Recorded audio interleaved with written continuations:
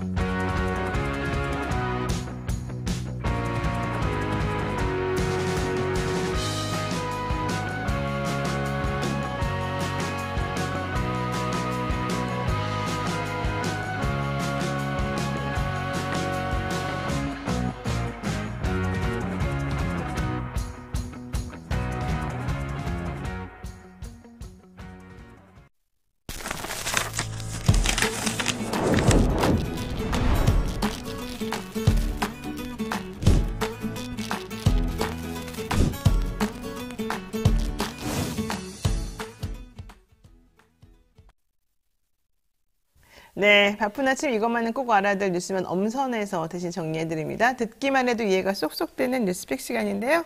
오늘은 네모 왕자 박용준 기자와 함께 하겠습니다. 어서 오십시오. 네, 안녕하세요. 네, 우리 왕자 어린이께서 또 열심히 응원을 해주고 계십니다. 네모 왕자 박용준 기자님 응원합니다. 이렇게 기자님도 응원하고 또 저에게도 뉴스토마토 뉴스 인사이더로 아침을 열겠습니다. 또 얘기해 주셨는데 너무 감사드리고요. 오늘 얘기할 게 많은데 지금 사실은 이 이슈 상당히 중요한 이슈를 던졌어요. 여권에서. 사실 여권에서 던질 만한 그런 이슈고 야당에서는 이거 던지면 안 되는데 이랬을 수도 있을 것 같아요. 자, 김포시를 서울특별시에 편입한다. 이것 때문에 지금 난리가 났습니다. 예, 확실히 머리들은 좋은 것 같은데 이게 문제는 그렇게 해가지고 결론적으로 분란을 일으키면서 전체적인 구도를 흔들 수가 있고 특히 서울을 좀 축소해야 된다 이랬던 것이 완전히 무색해졌거든요. 자, 이 얘기 한번 해보겠습니다.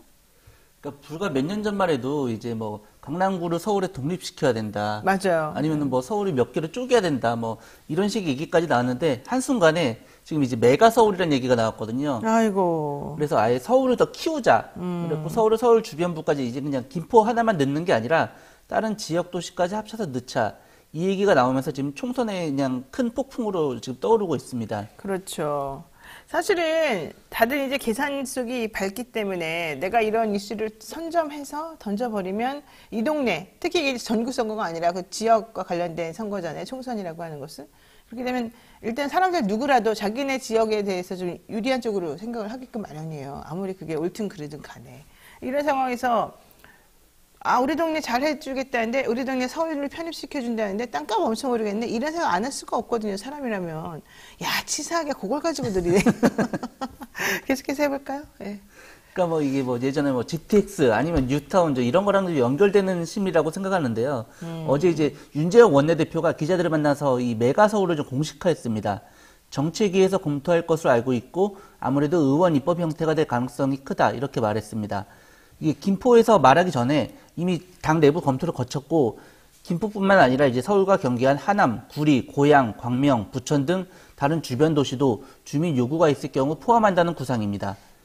그러니까 이게 사실은 상당히 의미가 있는 거예요. 김포 얘기만 던지면 김포가 서울하고 딱 경계선에 붙어 있지 않습니까? 그럼 그와 같은 지리적 위치를 가지고 있는 수많은 수도권에 있는 지역이 우리도 이렇게 해야 된단 말이에요. 근데 그렇게 되면은 서울을 원래 지방으로 이전시키자, 지방 분권의 시대를 열자 이랬는데 갑자기 이런 식으로 하게 되는 거는 여당이 특히 이런 본인들이 총선에서 승리해야 된다라고 하는 그 사적인 목적 때문에 만약에 이런 걸 이렇게 해놨다? 저는 이거는 뭐 도시계획적으로 다시 한번 그 장단점을 따져보긴 해야 되겠습니다만은 순전히 정치적인 아젠다로만 보게 되면 요거는 조금 치사하다 안 할 수가 없어요. 근데 중요한 거는 이런 당론으로 밀고 나간다는 거고 이걸 정부 입법으로 하느냐 의원 입법으로 하느냐 이제 이런 건데 아무래도 연당에서는 정부 입법보다는 의원 입법 하겠다 이렇게 지금 얘기를 하고 있는 것 같습니다. 이게 여권에서는 아무래도 보궐선거 대패 이후 이제 영남권 의원들의 수도권 차출까지 고민하던 상황에서 이제 수도권 민심을 사로잡을 수 있는 대형 호재로 받아들이고 있습니다. 네. 박수영 의원은 어제 주민의 생활권과 행정구역을 일치시켜주는 노력은 정부의 당연한 책무라며 인접한 다른 지역도 주민의 뜻을 묻지 않을 이유가 없다라고 말했습니다. 김종혁 국민의힘 고양병 당협위원장도 경기 인구 1,300만 명이 너무 많다며 고양시도 서울로 편입시켜 행정권과 생활권을 일치시키길 바란다고 거들었습니다. 아예 하태경 의원은 우리 당이 민심을 회복할 수 있으면 더 좋다며 상하이 베이징이 인구 2천만에서 3천만에 달하는 것처럼 메가시티가 시대의 트렌드라고 강조했습니다. 아니 근데 이게 보세요. 행복님이 이러는 거야. 대한민국 전체를 그냥 조금씩 서울로 다 편입시켜버리죠. 이런 얘기가 나와요. 이 지금 상황이 된다면. 그리고 진희님도 전국을 서울로 만들겠다는 겁니까? 이러고 김대우님은 대선 때 분당, 평촌, 일산 부추겨가지고 재미 본 거 이번에 또 써먹나요? 이런 얘기 했습니다. 그리고 현실적으로 이렇게 되면은 균형 발전 내지는 이 낙후되어 있는 지방 발전을 어떤 식으로든 모색해 보겠다라고 했던 정부의 입장이나 이런 거 다 공연물이 됐다는 얘기거든요. 이거 되게 이상한 거 아니겠습니까? 괜찮아요, 근데? 물어보는 거야, 제가 지금. 이게 일종의 외통수 혹시 김포 살아요, 본인? 저는 서울 시민은 아닙니다. 그래요? 또 이런 얘기 들으면 마음이 어때요?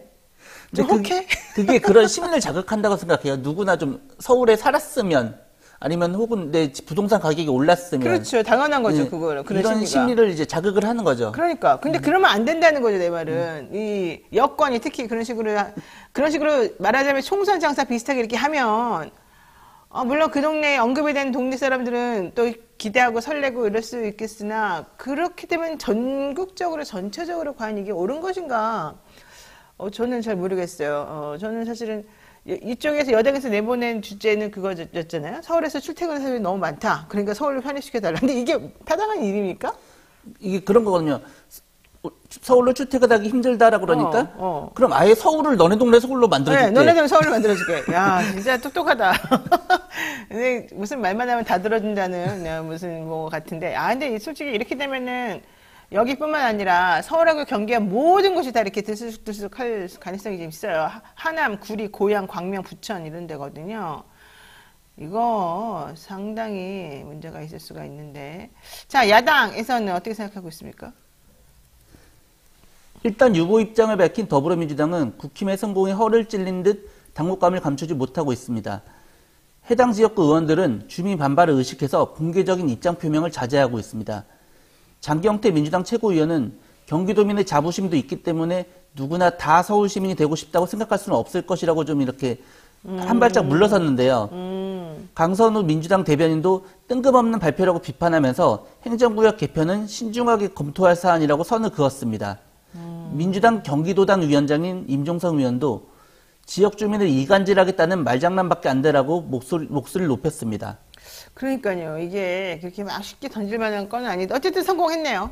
그렇죠. 국민의힘은 참 성공을 잘하네.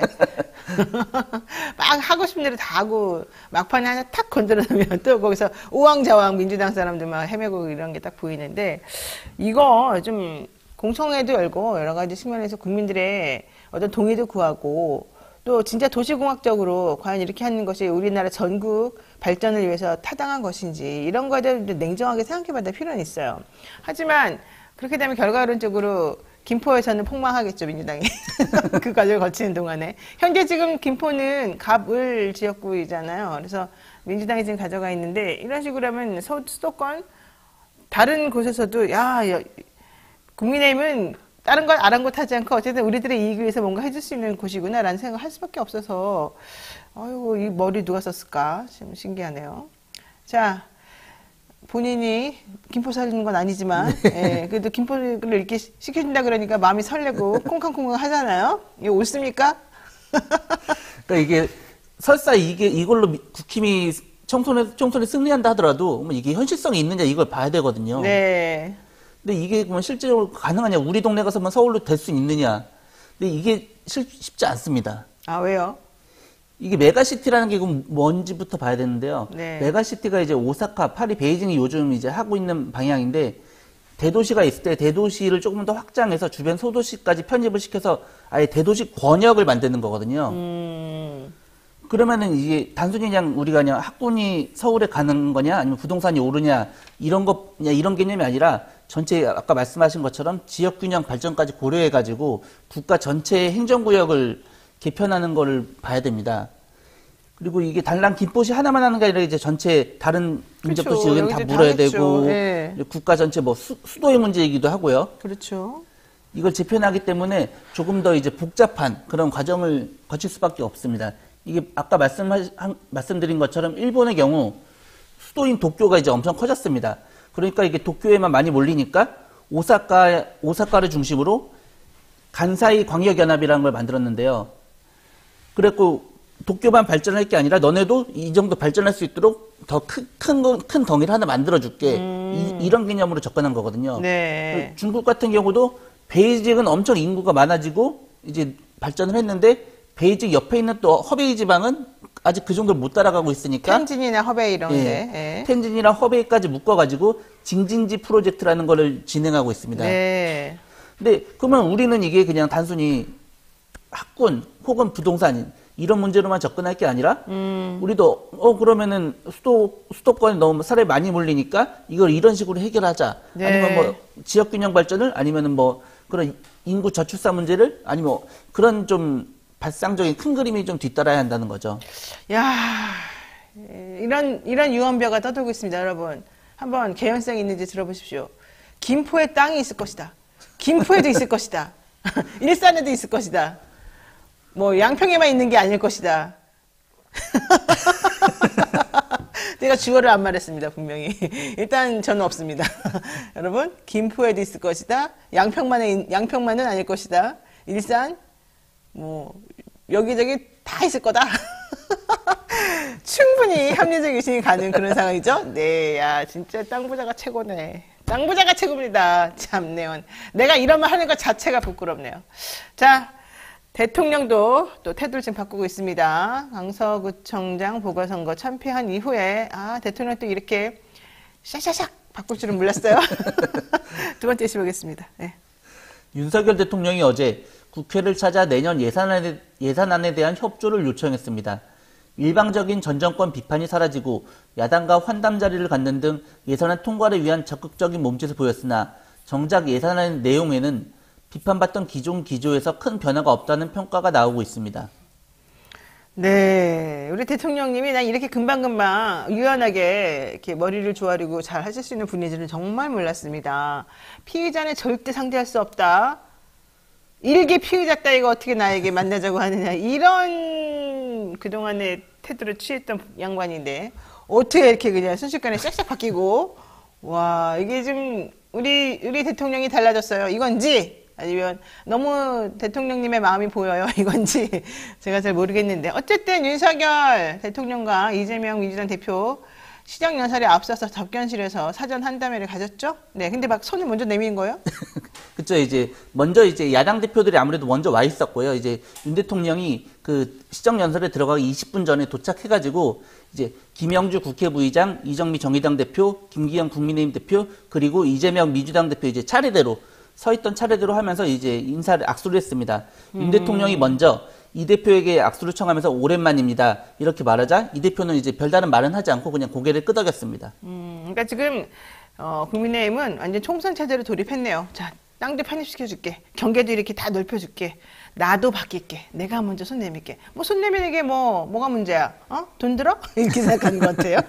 자, 중요한 건 대통령이 정부 기념식 등에서 이 대표를 봐도 그냥 보는 둥 마는 둥 막 좀 무시하고 그랬었는데 이번에는 아예 손을 딱 내밀면서 잘 지내시냐고. 되게 놀랐을 것 같아요. 이 대표 입장에서는. 그러던가요? 놀랬다던가요? 그래서 아무래도 별다른 대답을 못한 게 아닐까요? 너무 네. 놀래가지고. 그러니까. 예상치 못해서. 취재를 하세요, 취재를. 직접 그분들에게 전화해가지고. 이재명 대표에게 왜 그랬어요? 물어보세요. 예. 근데 이제 어제 환담회가 이제 비공개로 진행됐는데 이제 거기서 나눈 얘기는 좀 취재가 됐습니다. 네, 좋아요. 들어보죠. 좀 일을 열심히 하는군요, 이제. 네. 윤 대통령은 이 대표한테 이제 민생 관련 얘기를 하면서 좀 협조를 요청했고요. 이 대표는 이제 윤 대통령에게 국정 기조의 전환을 요청했습니다. 네. 이 대표는 환담을 마치고서 민생과 경제가 너무 어렵다고 말씀드렸다며 현장에 좀 더 천착하고 정책이나 예산에 있어서 대대적인 전환을 해주시면 좋겠다라고 얘기했습니다. 이 얘기를 윤 대통령이 들으면서 고개를 끄덕였다고 이제 참석자들은 전했습니다. 그게 끄덕이가 되게 중요하군요. 네. 그러니까 뭐 특별히 예스와 오케이는 얘기하지 않고 그냥 고개를 끄덕이고 말았다 뭐 이렇게 볼 수도 있죠. 그렇죠. 근데 되게 중요해요. 그런 제스처 하나가. 옛날에는 그것도 안 했다는 거 아니에요. 고개도 안 끄덕거렸는데 이 장족의 발전. 그러니까 사람들이 전부 다 대통령이 달라졌어요를 다 이구동성으로 모든 언론사가 외치더라고요. 특히 스브스, SBS 뉴스 한번 보십시오. 거기 이제 스프라고 하는 그런 코너가 있는데, 거기에서 우리 대통령이 달라져도 이렇게 달라질 수 있느냐, 이런 기사 쓴 게 있습니다. 거기 보면은요, 정말 그 각고의 노력이 딱 눈에 보여가지고, 야, 진짜 갑자기 너무 안타깝다. 이런 생각까지 지금 좀 드는 상황입니다. 자, 어쨌든 뭐 대통령하고 야당 대표 만나가지고 서로 환담하고, 그래도 분위기가 옛날보다 훨씬 좋아진 거 매우 칭찬할 만한 일입니다만 과연 이게 보여주기식 쇼잉인지 아니면 진정성 있는 야당과 협치를 위한 대통령의 어떤 그 태도 변화인지 이거는 좀 살펴봐야 될 것 같습니다. 자, 여기에 대해서 야당에서는 이거 아니다. 대통령 우리는 바뀌었다고 보지 않는다. 사람 바꿔 쓰는 거 아니다. 이런 얘기하고 있어요. 네. 야당에서는 매우 실망했다는 얘기죠.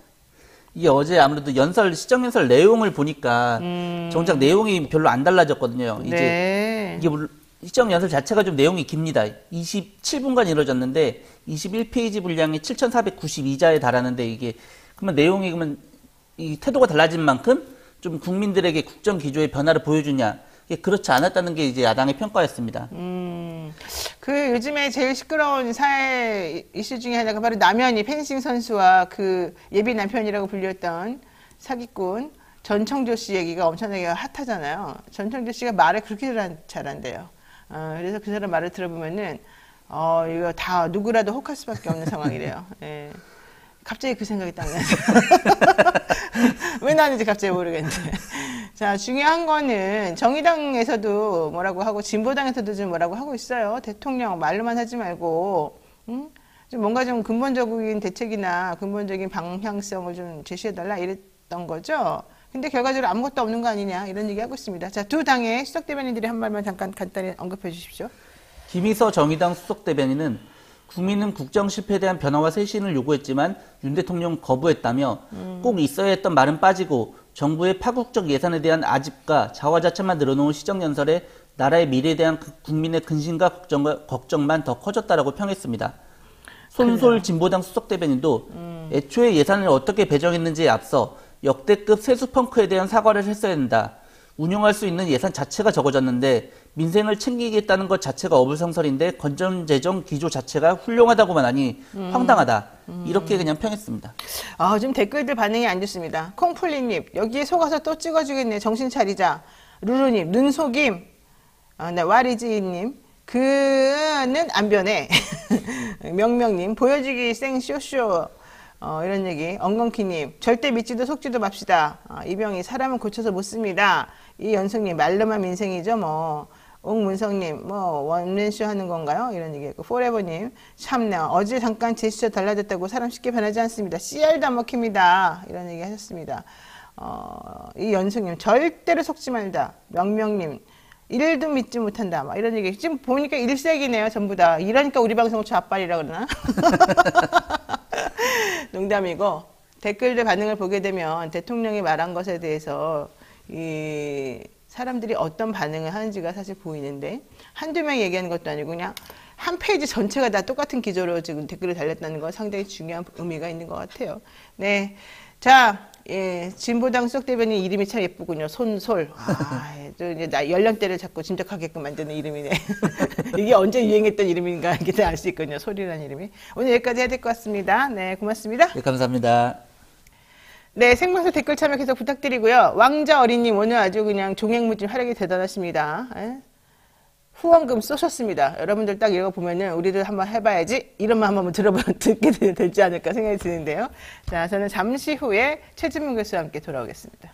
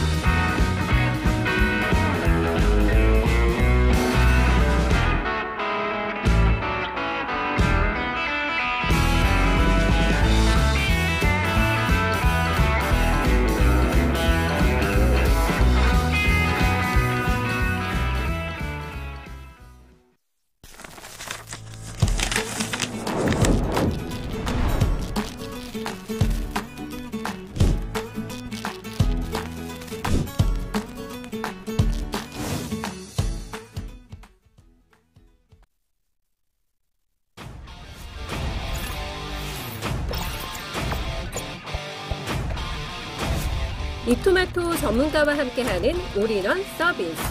주식 투자 교육, 주식 종목 추천, 주식 투자 방법. 장 시작부터 마감까지 라이브 온 에어, 실시간 생방송.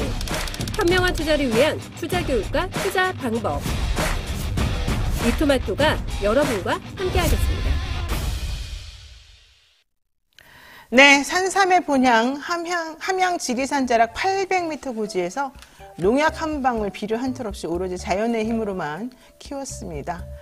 사실 우리가 키웠다기보단 자연이 크게 만들어줬겠죠. 야생산, 지리산, 산양산삼입니다. 사포닌 함량이나 효과는 자연산삼과 진배가 없습니다. 7년근 뿌리, 잎, 열매 한 뿌리를 한 병에 담은 건데요. 이러니 얼마나 비싸겠습니까? 이거 뭐 100만 원 넘어도 할 말이 없을 것 같아요. 근데 정말 이번에 이벤트를 열어가지고 이 회사에서 저희 뉴스토마토에 런칭한 기념으로 39만 원에 2박스를 드린답니다. 근데 여기에 사은품까지 드리거든요. 그렇게 되면 한 박스에 15만 원에 불과한 거거든요. 홍삼값이나 똑같다 뭐 이런 얘기입니다. 똑같다기보다는 비슷하다 이런 거겠죠.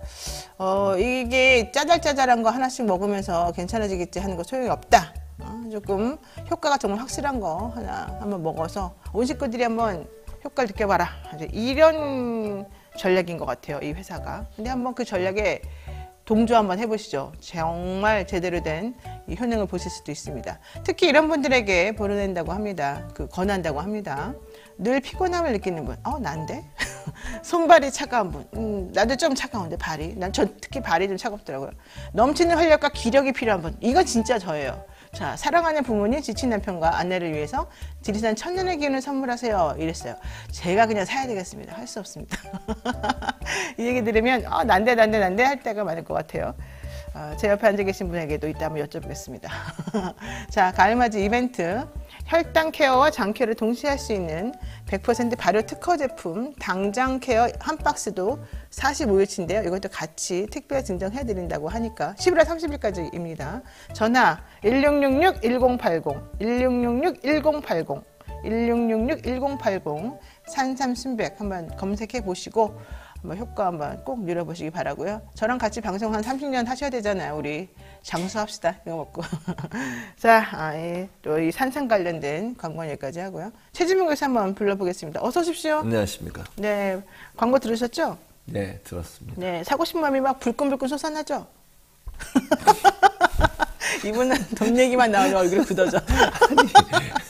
자, 써니님께서 이랬어요. 저요, 구매 생각해 볼게요. 역시, 미리별님, 우리에게 힘을 주고 희망을 주는 산삼 같은 진봉님. 감사합니다. 앞에 맞았는데 진봉님은 좀. 뭔 소리예요? 감사합니다. 하루도 조용할 날 없는 정치권, 속에서 열불나는 여러분을 위해서 꼭 필요한 이분입니다. 좀 성격은 좀 그렇지만 어쨌든 그래도 방송 잘하고 똑똑하신 분입니다. 열받을수록 발음이 정확해지는 시사계의 촌철살인 래퍼 최진봉 교수 모셨습니다. 어서 오십시오. 네, 안녕하십니까. 자, 제가 인사를 두 번 두 번씩 했는데도 시켜 인사를. 두 번 했는데도 좋아한다는. 그랜드님께서 최진봉 교수님을 국회를 보내드린대요. 아, 감사합니다. 인사 3번 합시다. 뭘? 자, 질문하겠습니다. 예.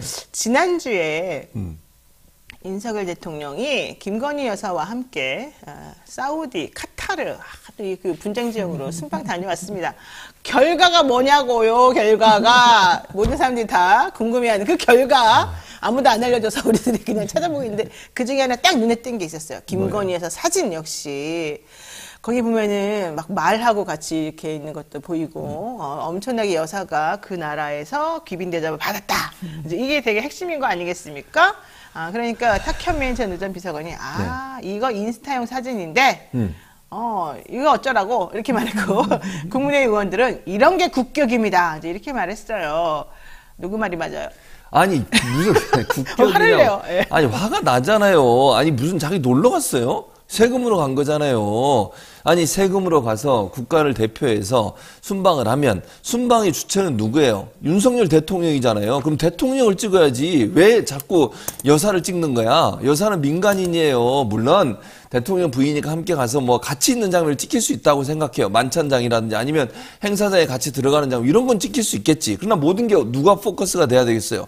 윤석열 대통령이잖아. 근데 포커스가 예를 들면 김건희 여사한테 돼 있거나 센터를 김건희 여사가 하거나 또 혼자 있는데 사진이 찍히거나 이건 맨날 그랬는데 지금 말씀하신 거 다 한데. 그게 웃기잖아요. 아니 생각을 해보세요. 이분이 무슨 대통령이에요? 그렇게 생각하나? 어쨌든 이분이 대통령이냐고. 네. 왜 대통령이 아닌 사람을 쳐보세요. 김건희 여사가 말하고 이렇게 쓰다듬고 있는 걸 왜 찍냐고 저거를. 나는 저 그림은 되게 안 좋은 것 같아요. 왜냐하면 우리 옛날에 영화도 있었잖아요. 네. 근데 말과 관련된 여배우와. 근데 그런 지금 밈이 계속 돌아다니고 있거든요. 근데 그런 걸 의식하게끔 만든 혹은 그런 걸 자꾸 생각나게끔 하는 저런 사진은 옳지 않은 거 아닙니까? 아, 그렇죠. 그리고 그걸 다 떠나서 왜 이 김건희 여사가 혼자서 있는 장면이 저렇게 사진을 많이 찍히고 그게 또 찍었다고 쳐요. 뭐 그럴 수 있겠지. 뭐 갔으니까 한번 찍어줄게요. 그러면 개인이 소장해야지 왜 이걸 대통령실 홍보하는 대통령실 사진첩에 올려놓냐고요. 공식 홈페이지에. 예쁘다고 생각하면 좀 자랑하고 싶은 게 인간의 인지상정 아니에요? 혼자 하세요. 자랑을 동의하지 않는 사람도 있을 수 있잖아요. 예쁘다고 안 예쁘다고 그거를. 좋아하는 사람도 있을 거예요. 있겠지. 그 사람들한테 보내 그러면 왜 그걸 이거 대통령실 홍보하는 홈페이지에 올려놓냐고요. 우리 카메라님, 우리 최진봉 교수 얼굴 좀 잡아주세요. 좀 더 클로즈업해서. 뭘 클로즈업해 자꾸. 봄의 교황왕님이 최진봉 교수님 너무 열받나 봐요. 그러지 마시고 방금 광고한 그거라도 사서 드세요. 주는 거 없어? 이게 원래는 시음 하나씩 주는데. 아니, 근데 본인이 별 역할을 안 하잖아요. 뭐, 마시는 장면도 찍고 이러는 거 아니에요? 아, 그래야 돼요? 원래 그래요, 딴 데는. 그러면은 맛있다. 이거 몸에 불끈불끈 네, 그렇죠. 그렇게 이렇게 해야 말할 되는데. 거예요? 해야 되는데 안 주잖아. 알았어요. 자, 이거 광고 보시는 관계자 여러분. 관계자. 달랍니다. 딴 데 다 줘요. 아, 그래요? 왜 강상범 이런 데 가면 다 줘. 거기가 잘 팔릴까? 우리가 잘 팔릴까? 여기서 내가 뭐라고 얘기하겠어요. 안 줘서 안 팔린다 이러겠지. 자, 알겠어요. 자, 우리 최진봉 교수님. 분명히, 열은 났습니다만, 하는 말은 우리가 또 새겨들을 부분이 분명히 있습니다. 네.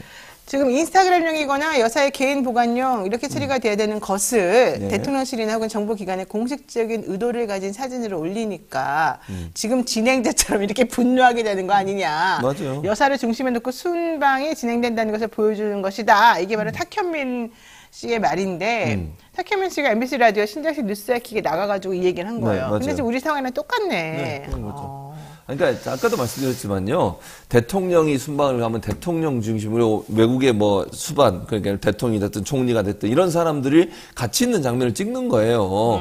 그 대통령이 공식 행사하는 걸 찍어서 그걸 홈페이지에 올려놓으면 국민들이 네. 가서 보고 아 이렇게 일을 했구나 이렇게 생각할 텐데 갑자기 말하고 김건희 여사가 나오면 얼마나 황당무계하겠어요. 뭐 하는 거예요, 지금. 말 만지러 가셨어요, 거기에? 그거 아니잖아요. 그리고 순방하고 이게 무슨 연관성이 있는 거예요, 대체. 본인이 개인적으로 소장하시라고요. 그럼 누가 뭐라 그래요? 그건 모르잖아요. 누가 그분이 뭘 찍어서 뭘 하고 있는지 아무도 모르지만 그걸 대통령실에 올리는 게 문제라는 거예요, 내 말은.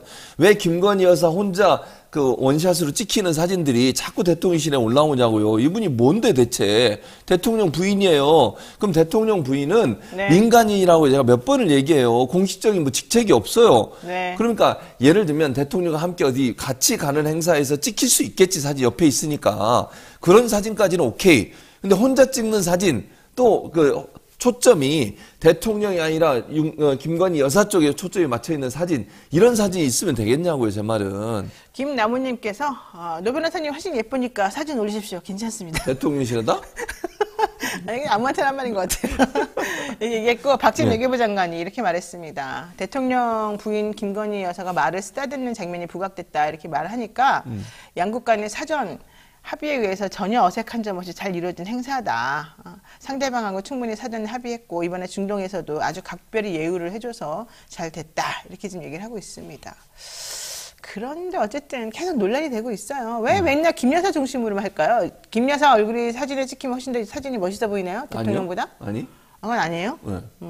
저는 그렇게 생각하는 개인적인 생각이에요. 내 생각까지 좌지우지 하려고 하지 마세요. 내가 언제 물어본 건지 화를 내요, 진짜 오늘. 아니, 좀 하면 화가 나잖아. 이 사진 보면 화가 안 나요? 본인은 이 사진 보고 웃음이 나와요? 화가 저는 나요? 웃음이 안 나오고, 야, 부럽다.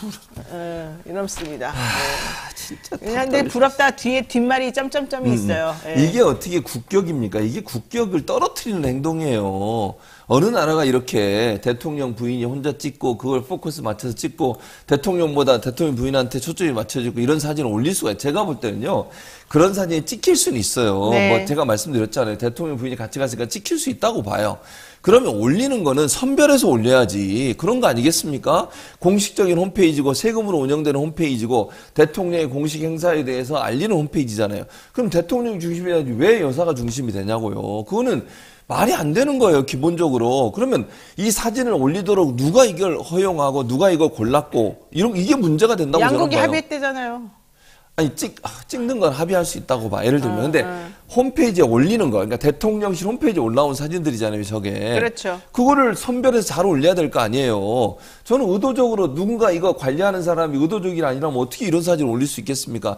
누가 봐도 논란이 될 수 있고 국민들에게 비판받을 수 있는 사진임에도 불구하고 그냥 계속 올려. 그리고 이게 한두 번입니까? 여러 번 이런 얘기가 있었잖아요. 그렇죠. 뭐 나가실 때마다. 네, 그런데도 변화 없이 계속해요. 그럼 이거 관리하는 사람이 누구일까? 또는 관리하는 사람에게 압력을 행사하는 사람에게 영향력을 행사하는 사람이 누구일까? 그렇죠. 이런 생각이 들지 않습니까? 그러니까 자꾸 사람들이 대통령이 누구냐 이런 얘기를 하는 거예요. 이런 사진들 보고. 아, 우리 몰라요? 대통령이 누군지? 노 코멘트. 노코멘트 합니다. 네. 자, 전광명 씨가 정확한 대답을 하셨습니다. 12구 예배 때 김건희 여사는 왜 안 보이던가요? 이 말과는 잘 찍으셨는데. 왜냐면 이렇게 웃고 즐거운 데만 가고 싶은가 봐. 가서 이제 좀 이렇게 경건하게 있어야 되고 이러면 그런가 보죠? 모르겠어요. 거시기 한가 보지, 거시기. 제가 봤을 때 부적절한 부분이 많이 있죠. 저는 이태원 참사 관련해서는 대통령 부부가 둘 다 참석하지 않은 거 잘못이라고 생각하고 있습니다. 그리고 국민의힘 의원들도 대통령이 안 간다 그러더라도 본인들이라도 공식적으로 같이 참석해서 그 당시에 제대로 못했던 이 정부의 그 관계자들의 행동이 좀 질책을 하고 앞으로 이런 일이 다시 발생하지 않도록 우리가 정말 잘 지켜드리겠다. 우리 국민이 같이 한번 잘 산 나라 만들자. 이런 얘기를 해줬어야 된다고 보는데 그렇죠. 참석한 사람들도 마치 눈치 보면서 찔끔찔끔 나 개인 자격으로 와서 이딴 말이나 하고 개인적으로 있고 났다 그러지. 정말 도둑처럼 숨어가지고 살짝 갔다가 가고 이거 나는 옳지 않다고 봅니다. 특히 인요한 혁신위원장 물론 가서 봉변을 당했습니다만 그거는 워낙 이제 화가 나 있는 상태에서 이제 그렇게 좀 타겟이 됐겠죠. 근데 하지만 그분들 왜 개인 자격으로 갑니까? 혁신위원장 자격으로 정정당당하게 갈 수가 있어요. 근데 그런 걸 안 하면서 왜 갑니까 그러면은? 그러니까 공식적으로는 우리가 이 상황 자체를 인정할 수 없다 이거잖아요, 사실은. 그렇죠. 그러니까 그게 더 기분이 나빴어요. 근데 그런 데는 그렇게 가면서 뭐 이상한 또 교회는 왜 가가지고 또 예배를 그렇게 드리고 또 그때는 왜 부인이 안 나타나고 그러니까 이런 얘기가 사실은 나올 수밖에 없는 얘기였죠. 좋아요. 이 얘기 하겠습니다. 현 정부들의 기자들의 압수수색, 언론사 압수수색 아주 그냥 흔해졌습니다. 옛날에는 생각도 못했던 일인데 지난주에는요 대선 때 당시 윤석열 후보에 대한 의혹 보도를 앞다퉈서 했었던 경향신문과 뉴스버스 기자 자택을 압수수색을 했다고 그러거든요. 자, 어떻게 보십니까? 아니, 저는 언론에, 아까 지금 방금 말씀하셨는데, 언론에서 압수수색은 대단히 신중하게 해야 되는 거예요. 언론의 자유 침해고요.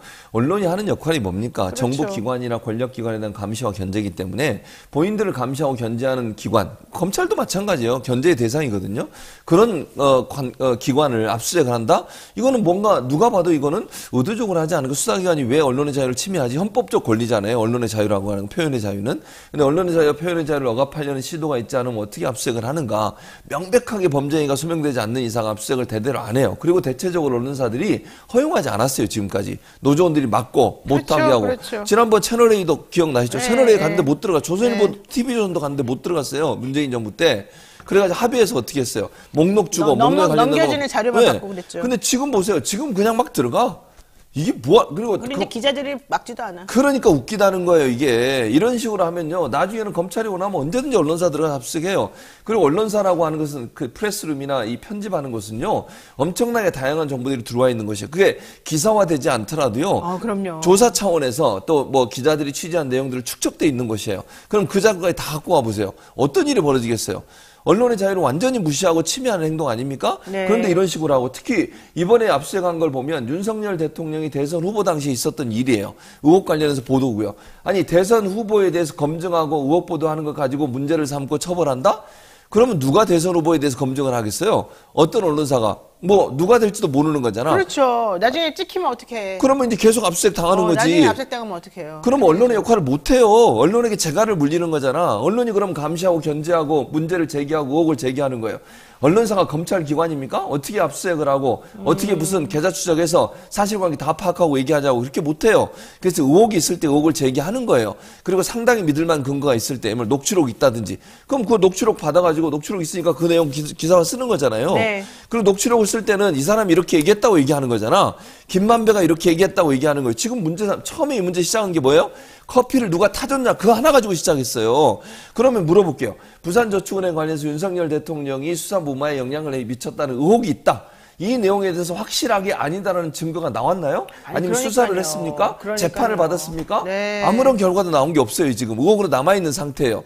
그걸 보도한 걸 가지고 문제를 삼으면 그러면서 이걸 문제 삼기 위해서 뭘 잡았어요? 커피를 타줬는지 안 타줬는지 이거 하나 가지고. 그러니까요. 그것도 중요한 거는 그 개인이 타줬다가 중요한 게 아니라 그런 식으로 이 수사기관에서 타주면서 뭔가 협조해주고 딜해주고 이런 분위기가 있었다. 이거 좀 의심스러운 부분이다. 이게 사실은 그 기사의 핵심이거든. 그렇죠. 그러니까 그 내용이 잘못됐다면 그 내용에서 언론중재위원회 신청을 해서 이거 정정보도 해라. 이렇게 하면 돼요. 그렇죠. 그거 하나가 잘못돼서 모든 게 오염됐다. 이건 말이 안 되는 거잖아요. 그렇죠. 아니 김만배라는 사람이 녹취록에서 얘기한 여러 내용들이 다 사실인지 아닌지 아직 몰라요. 본인이 들었고 본인이 경험하고 이런 얘기를 한 거잖아. 네. 뭐 거짓이 있을 수도 있겠죠. 그러면 거기에 대해서 그 녹취록을 받은 사람 입장에서는 그때 뭐 유력 야당이죠. 당시에는 야당의 유력한 대선 후보가 이런 분과 연관이 있다면 언론은 당연히 보도하는 그걸 보도 안 하는 게 언론의 역할을 안 하는 거예요. 그러면. 그렇죠. 근데 그걸 가지고 문제를 삼아가지고 압수수색을 하고 기자들을 막 압수수색하고 뭐 휴대전화를 뺏어가고 이런 식으로 하면 이게 어떻게 기자들이 보도를 하겠냐고 무서워서 보도하겠어요. 이래가지고. 아니 근데 더 웃긴 거는요. 이번에 압수수색하면서 혐의 사실에 적시된 게 원래 이런 거는 뭐가 문제여야 될 것 같아요. 명예훼손이죠. 허위 보도와 관련된 이런 부분이 문제가 돼야 되잖아요. 그렇죠. 근데 이번에 압수수색할 때 뭐가 나온 줄 알아요? 뭐가 나왔어요? 배임. 왜 배임하고 뭔 상관이 있는데? 몰라요. 배임 수재. 그러니까 돈 받고 니네가 이렇게 기사를 가짜로 써줬다. 이런 취지예요. 돈이나 재산상 이익을 가지고. 아니면 경향신문 기자나 뉴스버스 기자가 전직 기자들이긴 하지만 이 사람들이 돈 받고 있다고요? 무슨 증거가 있는 왜냐면 거예요? 혐의가 배임 수재니까. 그러니까 배임 그게- 수재는 돈 받고 뭘 해줬다는 거예요. 근데 그런 증거는 그럼 검찰이 하나도 얘기한 게 없어요, 지금까지. 없죠. 없어요. 그냥 허위 보도다. 가짜 보도다. 그럼 허위 보도는 명예훼손이에요. 근데 그렇게 또 안 보고 이제 신학님 씨하고 김만배 씨 인터뷰한 거 있잖아요. 뉴스타파 같은 거. 거기서는 1억 5천만 원 받은 거. 책값 받은 그걸 거. 지금 포인트 잡나 봐요. 근데 그러면 이렇게 물어볼게요. 그 당시에 그 보도했던 그 언론사와 지금 논란이 되는 경향신문 뉴스버스는 5개월 차이가 나요. 그렇죠. 무슨 연관성이 있는 거예요, 대체? 모르겠어요. 보도 내용이 아무런 연관성이 없어요. 그럼 100번 양보해서 모르겠어요. 네, 김만배 씨와 신학님 사이에 뭐 돈 오간 거, 그건 이제 본인은 책값이라고 얘기하잖아요. 네, 네. 물론 일반적인 상식선에서 벗어나는 책값이긴 해요. 그건 이제 그 책값은 그냥 15,000원짜리가 아니에요. 그 판권을 넘긴 거예요. 그렇지. 그러니까 그거는 이제 벗어난 것도 나중에 아니에요. 그러니까 나중에 수사에서 나와야 될 문제인데 그 보도하고 이 보도는 이미 5개월 전에 이루어졌던 보도라니까요. 네. 그럼 두 개의 연관관계가 없는데 왜 이걸 엮어가지고 배임죄로 하느냐? 명예훼손을 하면 검찰이 수사를 못 해요. 검찰이 직접 수사하기 위해서 이렇게 한 거라니까.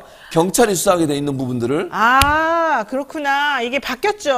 네. 검찰이 직접 수사할 수 있는 그 사건의 내용하고 명예훼손은 안 들어갔네. 경찰이 할 수 있는 게 달라졌어요. 그 명예훼손을 하게 되면 검찰이 나왔을 수 없으니까 네. 배임죄라고 하는 이 재산 그렇죠. 범죄를 가지고 그래야 하는군요. 본인들이 수사를 할 수 있는 거예요. 그러니까 웃기는 거야. 그러니까 경찰한테 맡기지 않고 본인들이 직접 수사하려고 배임죄라는 거 엮었는데 배임죄와 연관된 게 없다니까요. 변호사 나도 몰랐네. 그래 봐. 내가 더 똑똑하지. 내가 변호사보다 더 똑똑해. 내가 만주 변호사다. 왜? 죄송합니다. 진짜 성격 조장한 만주 변호사. 앞으로 만주 변호사라고 불러드리겠습니다. 특히 성격 조장한으로. 지금 그만이 여기서 나와요, 지금? 예? 제가 그렇게 말했다고? 포인트, 웃음 포인트. 초록 물고기님께서 네. 슈퍼챗 릴레이 해야 되겠습니다. 너무 재밌습니다. 감사드립니다. 자. 야, 그 말이 맞네. 그러니까 검찰이 수사할 수 없는 명예훼손 혐의를 직접 수사하기 위해서 네. 배임죄라고 하는 걸 집어 넣을 수밖에 없었다. 실제 그러니까 이거는 잡아넣기 위해서 한 수사밖에 안 된다. 이렇게 그렇죠. 볼 수 있는 검찰이 직접 거네요. 수사를 해서 어떤 기소를 하려는 의도가 있다라고 보여지는데 네. 문제는 배임죄와 연관돼 있다는 어떤 근거나 증거 자료는 제시를 못해요 아직까지. 네. 근데 이걸 공소장에 엮어가지고 왜냐하면 그러면 수사는 본인들이 할 수 있잖아요. 어쨌든 그렇죠. 결과가 어떻게 나오든 네. 검찰이 언제 그런 걸 신경 썼어요? 그렇죠. 무조건 언론에 흘리고 수사하고 있다, 가짜 뉴스다, 허위 정보다. 근데 배임 얘기는 한 번도 나온 적이 없어요. 이 사람들 관련해서는 가짜 맞네. 뉴스만 얘기가 나왔었어요. 맞네. 그러니까 일부러 그렇게 하는 거예요. 자, 우리 최진무 교수를 응원하는 의미에서 초록 물고기님께서 10,000원 슈퍼챗 릴레이 해보자 했는데 아무도 호응하지 않았습니다. 자, 이게 우리 현실입니다. 여러분. 어떤 분이 이 정도로 훌륭한 방송에 슈퍼챗이 안 올라오는 게 이해가 안 됩니다. 이러면서 뉴탐사는 엄청나게 많이 오던데 여기 왜 이러네. 이랬거든, 아까. 그래서 내가 그 말을 그냥 좀 속상하지만 그냥 넘어가려고 했는데 넘어갈 수가 없네. 자, 여기까지 하고요. 언론진흥재단에서 9월에 그 옥스포드대 부서 로이터 저널리즘 연구소에서 했다는 보고가 있어요. 네. 보면 2023년 디지털 뉴스 리포트라는 게 있어요. 네. 근데 여기에 한국 파트에 해당하는 2페이지 분량이 빠지고 그냥 공개가 됐어요. 사람들이 모두 다 궁금했을 거 아니에요? 그렇죠. 왜 그랬을까? 그랬더니 중앙일보 출신의 남정호 언론진흥재단 미디어 본부장이 이거 일부러 뺐다는 거야. 그러니까. 왜? 거기 무슨 내용이 들어있길래? 무슨 내용이냐면요. 네. 언론 신뢰도에 대한 조사를 해요. 각 나라에 언론 신뢰도에 대한 조사를 하는데 그 조사에서 MBC가 1등을 했어요. 네. 그리고 신문의 신뢰도는 전체로 떨어졌어요. 그렇죠. 보수 언론에. 근데 그 내용을 쏙 뺀 거예요. 이거 완전히 사기 아니니까 이거 잘못 가짜뉴스 막 양산이네 이제 보니까. 근데 이게 문제가 뭐냐면 너무 웃기는 게 변명도 웃겨요. 해명도. 뭐예요? 해명이 해명이 뭐예요? 표본을 잘못 추출해서 그래서 뺐다는 거예요. 표본을. 근데 그 표본 조사하려면 표본을 하잖아요. 네. 근데 로이터 저널리즘 연구소라는 것이 옥스퍼드 대학에 있는데 그 대학이 매년 하는 거예요. 이게 올해만 한 게 아니고요. 매년 해오고 있어요. 그리고 언론진흥재단 이걸 번역한 것도 매년 했어요. 네. 그 전에 한 번도 이걸 뺀 적이 없어요. 한국 편을. 근데 올해만 쏙 뺐어. 왜 MBC가 1등 하니까 기분이 나쁜 거야. 신뢰도가 높다고 하니까. 근데 이거를 어떻게 표본을 추출하냐면 다 온라인으로 해요. 왜냐면 영국에 있는 연구기관이니까 네. 전 세계의 사람들, 예를 들면 지금 이제 우리나라도 거기 포함되어 있지만 전 세계 사람들을 조사하려면 직접 조사하기 어렵잖아요. 온라인으로 샘플을 채취해요. 표본을. 우리도 똑같은 방식으로 했어. 그럼 내가 물어볼게요. 다른 나라 거는 왜 인용하셨어? 다른 나라도 다 그런 방식으로 표본 제출해요. 다른 나라도 다 온라인으로 표본 모집해서 그렇게 조사해서 결과 발표하거든요. 네. 왜 우리나라만 빼냐고 그러면 우리나라만. 신기하네. 그러네. 말이 안 돼요. 이건 해명이라고 볼 수도 없어요. 그러니까 그냥 뭐랄까 비겁한 변명이다 이렇게 얘기할 수밖에 없고 네네네. 또 하나는 아까 말씀드린 것처럼 이게 올해만 한 게 아니라니까 작년에는 왜 발표했어요 그러면? 그 전에는 왜 발표했어요? 아니 올해만 MBC가 1등한 게 그렇게 배가 아프세요? 그게 밝혀지면 본인들한테 불리하다고 생각하는 거야? 그러네요. 진짜 불리하다고 생각했을 수도 있겠어요. 이 상황 보니까. 그렇죠. 왜냐면 언론을 그러니까 MBC를 계속 핍박하고 억압하고 이런 게 계속 일어났잖아요. 그렇죠. 사장도 교체하려고 시도를 했고 물론 무산됐지만 네. 이런 여러 가지 상황으로 봤을 때 결국은 MBC가 신뢰도 1위를 한 것을 상당히 보기 싫은 거예요, 사실은. 만약에 신뢰도가 1위로 사람들에게 인식이 되면 그동안에 MBC가 가짜뉴스를 퍼뜨린다는 등 왜곡한다는 등 이런 말 자체가 안 맞는 거잖아요. 안 맞는 거죠. 그러니까 사실 그런 식으로 일부러 숨기려고 하고 그런 건가요? 그런 의도도 있다고 보여져요. 아니라면 이걸 뺄 이유가 없어요. 아까도 제가 말씀드렸잖아요. 이게 네. 한두 번 한 것도 아니고 지금 오랫동안 매년 해왔던 것을 올해만 그렇죠. 특별히 한국을 뺀 것도 이해가 안 되고 네. 표본 추출이 잘못됐다는 얘기도 이해가 안 되는 건 전 세계 모든 사람들을 대상으로 하기 때문에 우리나라만 그렇게 표본 추출을 하는 게 아니에요. 다른 나라 건 다 했어. 근데 웃기는 건 번역한 내용 중에 뭐 우리나라만 빼고 다른 나라 건 다 번역이 돼 있다니까요. 그러니까요. 그러면 그 논리 지금 이 본부장인가 이 사람 중앙일보 출신 네. 이 사람의 논리에 따지면 다른 나라 것도 다 빼야 돼. 왜 우리나라만 뺐냐고요. 그러면 그렇지. 그게 말이 안 되잖아요. 알겠습니다. 자, 일단 좀 흥분 가라앉히시고 제가 나중에 산삼순백 하나 사면 한 개 드릴게요. 비싼 건데 어떻게 내가 많이 줘요? 한 개만 드린다고.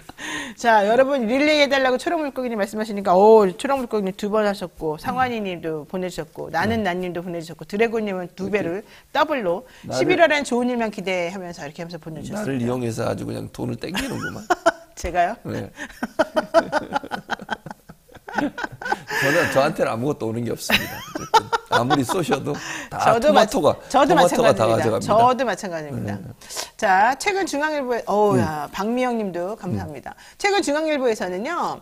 전직 대통령이 박근혜 씨 회고록을 연재하고 있어요. 맞아요. 그리고 있어요. 국민의힘 혁신위원회가 발족된 이후에 조중동 등 일부 보수 매체에서 임요한 혁신위원장에 대한 아주 그냥 일대기적인 내지는 그 지방과 관련된 좋은 얘기 잔뜩 나오고 있거든요.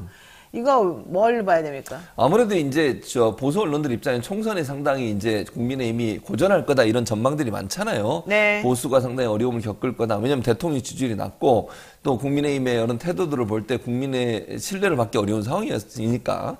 그래서 이뇨한 위원장을 이용해서 이미지 세탁을 한다고 저는 생각해요. 그런 이제 비판받고 김기현 대표가 맨날 그 대통령의 어떤 그 잘못된 부분에 지적도 못하고 계속 우리 소위 얘기하면 이제 용화대라고 하는 용산의 대통령실의 지시만 받아가지고 행동한다 이런 비판이 있잖아요. 그렇죠. 근데 이뇨한은 그러지 않을 거다 이렇게 이미지를 만들어내서 뭔가 그 대통령실 쓴소리도 하고 대한정당으로서의 모습을 혁신으로 잘 이끌어낼 거다 이런 이미지를 만들어내는 거죠. 이미지만 만드는 거야. 실제로는 아니면서. 저는 아니라고 생각해요. 왜냐하면 자 김기현 대표가 뭐라 그랬어요? 정권을 주겠다 그랬어요. 근데 본인이 가진 정권이 별로 없어. 뭔 정권이 있는데요? 자, 노영희 변호사는 김기현 대표가 정권을 갖고 있다고 생각하세요? 아니요, 전혀 그렇게 안 보이더라고요. 근데 본인이 갖고 있는 걸 줘. 그럼 뭘 주는 거야?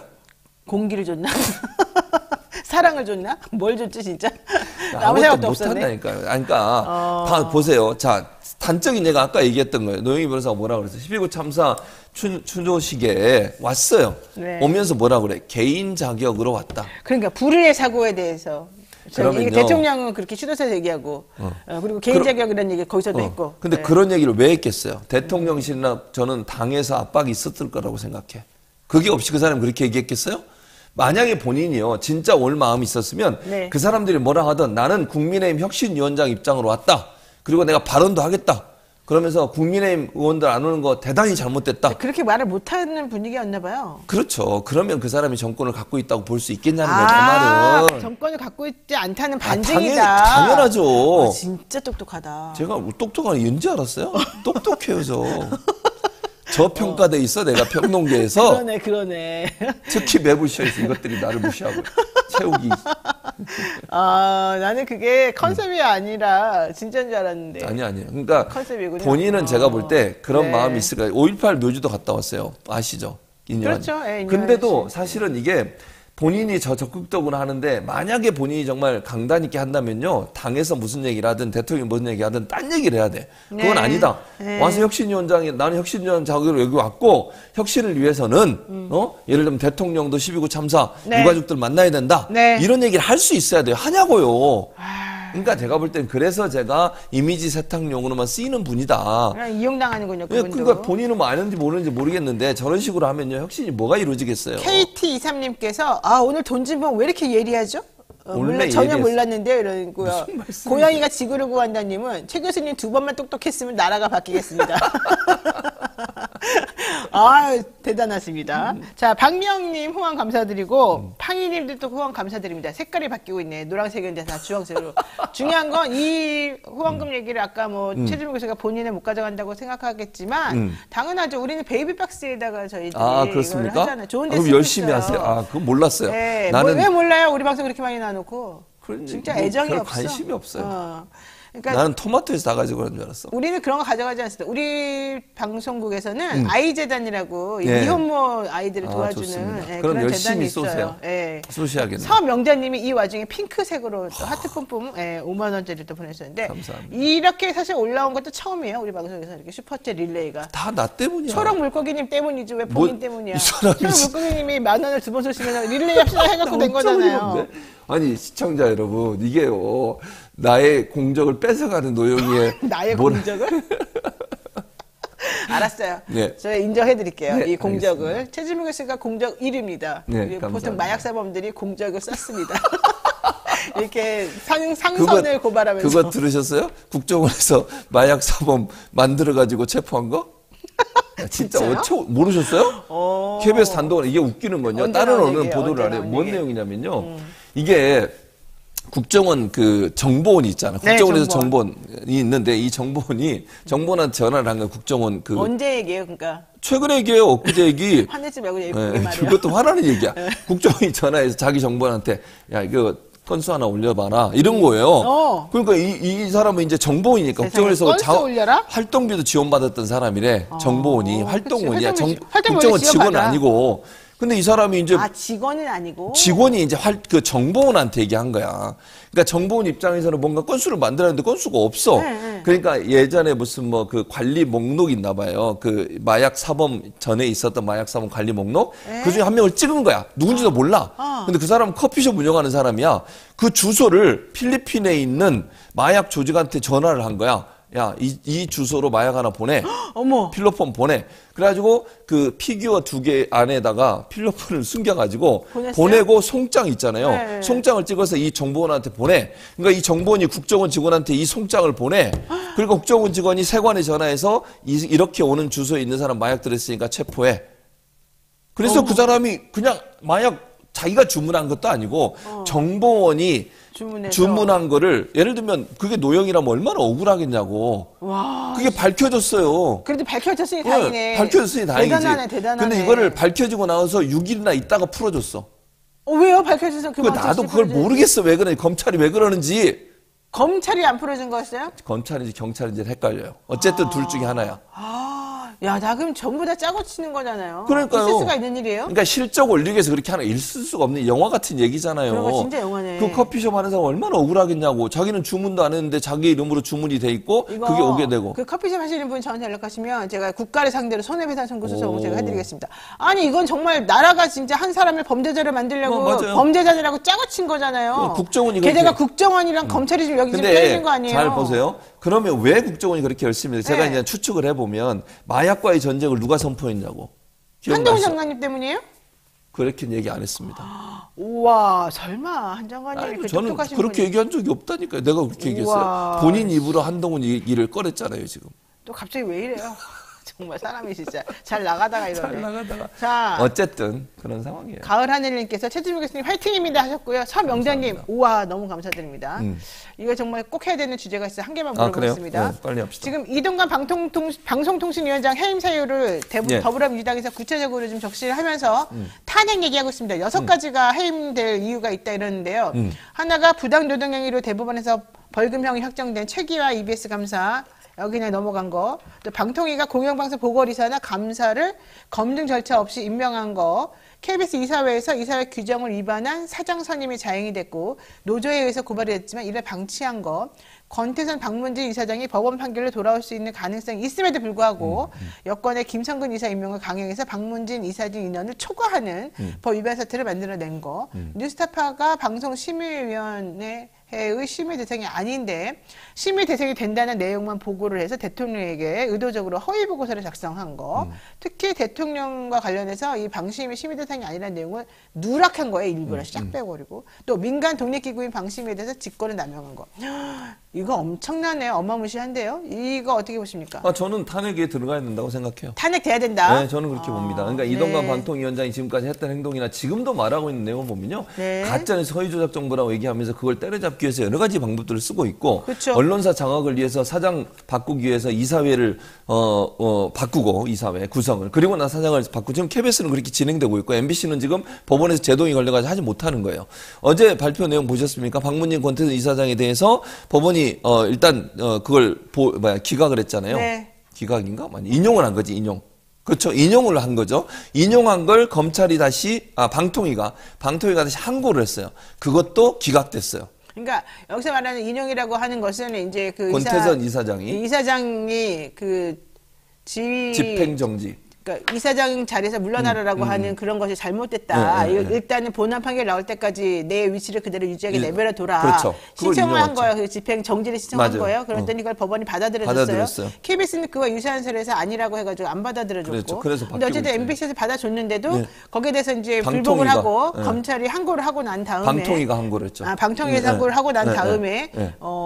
어떻게 했어요? 어제 그러니까 판결이 나왔는데 그걸 기각했다니까 법원이 다시. 그런데 이제 항고했지만 또다시 법원에서는 아니다. 1심이 맞다. 그렇죠. 네, 이렇게 했다는 거죠. 그렇게 했다는 거예요. 그러면 이게 무리하게 예를 들면 증거도 없이 무리하게 권태선 이사를 물러나게 만들기 위해서 그런 제도를 만들었다는 거고요. 그렇게 압박을 했다는 걸 인정하는 거잖아요. 법원이. 그렇죠. 그렇게 한 이유가 뭐겠어요? MBC 사장 조치하려고 그러는 거예요. 그렇죠. 이사회의 구성을 바꾸고 그리고 여기도 아까도 말씀하셨지만 권태선 이사장 물러나기 전에 이미 다른 이사를 또 선임을 해라. 그렇죠. 이게 말이 안 되잖아요. 말이 안 되는 거죠. 그러니까요. 절차 위반이 너무 많아요. 그러니까 이런 행동을 한 것에 대해서 네. 방통위원장이 책임을 물어야 되기 때문에 탄핵 추진해야 된다고 봅니다. 알겠습니다. 자, 이제 돌아가셔야 되는데, 가셔야 되는데, 제가 참 죄송스러운 멘트 하나 날려드리겠습니다. 이진선님께서 최진범 별로 안 똑똑해요. 세관에서 체포한 게 아니고 세관 통과시키고 커피숍으로 배달 수령한 다음에 체포했는데 왜 세관에서 체포했다고 합니까?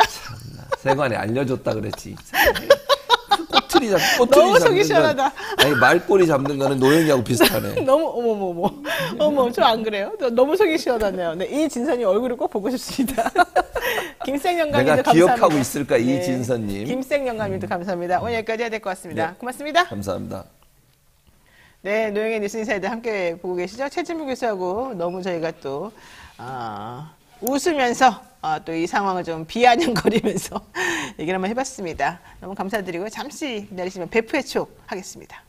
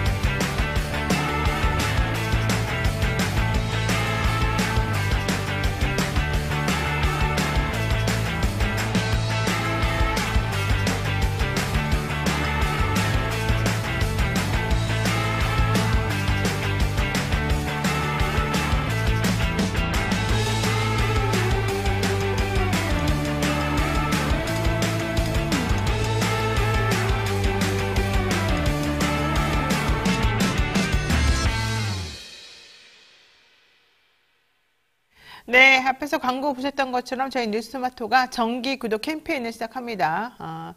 온라인에서 온라인 전문들만 하다가 저희가 이제 페이퍼까지 같이 발행하는 언론사로 올해 창간 8주년을 맞이했습니다. 이때 제2창간을 그래서 선언을 하고 있는 건데요.